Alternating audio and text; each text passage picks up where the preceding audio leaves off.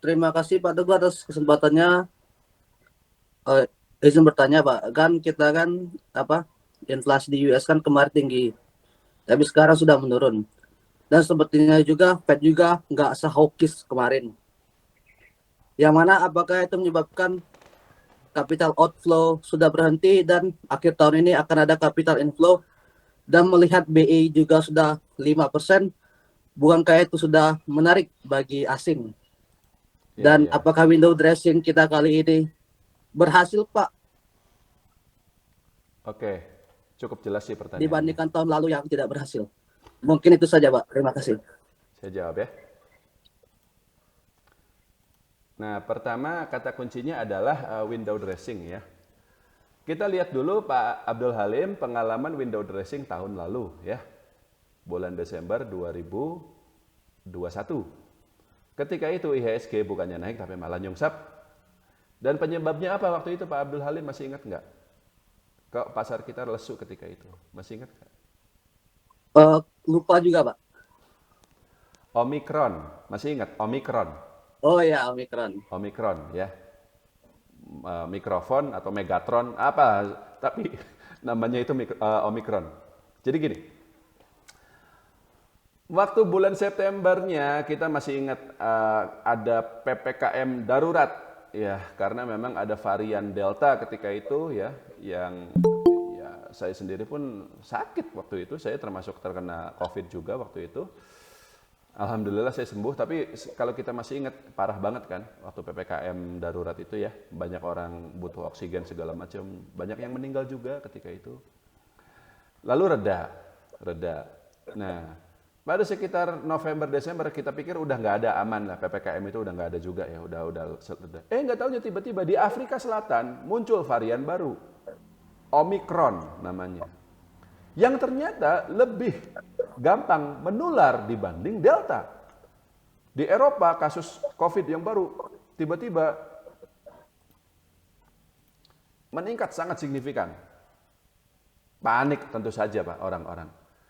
Baru ketahuan di bulan Januarinya bahwa meskipun Omikron ini lebih gampang menular dibanding Delta, tapi tidak mematikan. Jadi jumlah kasus positifnya betul naik, tapi jumlah orang meninggal tetap rendah. Jadi beda dengan Delta ya. Delta mudah menular dan juga mematikan. Banyak orang yang masuk rumah sakit, bahkan banyak juga yang sampai meninggal dunia. Omikron ini tidak. Banyak orang positif, tapi dia bisa isoman saja lalu sembuh. Dan mungkin karena memang sudah pada divaksin juga ya. Jadi ya sudahlah aman seperti itu. Tapi itu kita baru tahu hal itu gitu ya. Kita baru tahu bahwa Omikron ini tidak mematikan itu di bulan Januarinya. Tapi waktu itu pun di bulan Januari 2022 ya masih ada juga Omikron ini, belum hilang. Gara-gara itu Pak, window dressing-nya batal. Orang keburu panik karena berita COVID itu ramai lagi. Januari juga sama, ketika Januari efek itu ya harusnya naik, nggak naik karena Omikronnya masih ada. Baru sekitar bulan Februari, ketika Omikron itu sudah reda, baru Februari, Maret, April IHSG naik, saham-saham naik lagi sampai sekarang. Nah sekarang kita lihat untuk tahun ini, ada Omikron nggak? Atau varian baru COVID? Sebenarnya ada Pak, sebenarnya ada. Coba baca berita deh. Kemarin baru aja diumumkan lagi varian apa itu saya lupa nih. Tapi kata kuncinya adalah ada PPKM nggak sekarang? Atau PSBB nggak? Nggak ada sih. Dan sekarang juga sama, meskipun kasus baru naik ya, tapi jumlah orang yang masuk rumah sakit atau meninggal itu sangat sedikit dibanding dulu varian Delta. Jadi harusnya nggak sampai parah seperti waktu Delta atau Omikron lah. Jadi intinya untuk tahun ini ya saya lebih optimis ya. Ya meskipun mudah-mudahan ya kayak waktu Omikron itu juga kan surprise Pak. Kita pikir udah beres, tahu-tahu beritanya keluar gitu ya. Ya mudah-mudahan nanti bulan Desember ya nggak ada berita varian baru lagi gitu. Aman. Ya kalau gitu ya udah apa namanya pasar saham kita naik. Dan soal capital inflow sebenarnya sebelum The Fed sekarang udah mulai agak udah nggak agresif lagi menaikkan suku bunga. Capital inflow di kita itu sebenarnya udah sangat bagus Pak. Jadi kita lihat aja di sini deh. Nah, itu net sale kita itu sampai kemarin hari Jumat ya, tanggal itu sudah 79 kok ini 79 triliun rupiah.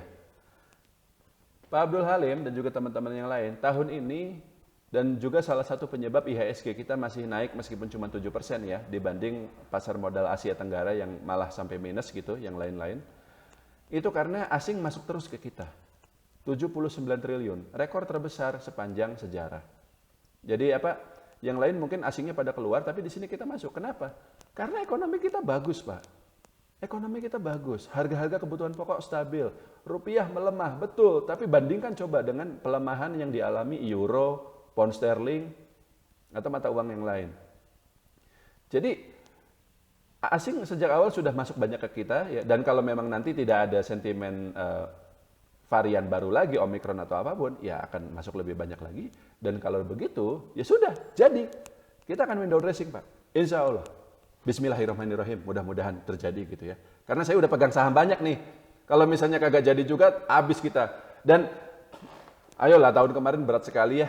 Saya berharap tahun ini udah apa kita bisa cuan banyak seperti itu, dan tahun depan ya kita lihat lagi gitu.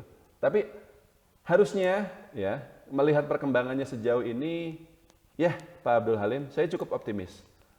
Desember ini, Januari ini kita akan profit banyak. Jadi kalau Anda masih punya cash, jangan ditunda-tunda. Cari saham yang bagus, belanja dari sekarang. Karena kalau kita belanja nanti Desember, mungkin akan sudah terlambat. Cukup, Pak Abdul Halim? Terima kasih Pak. Lanjut ya.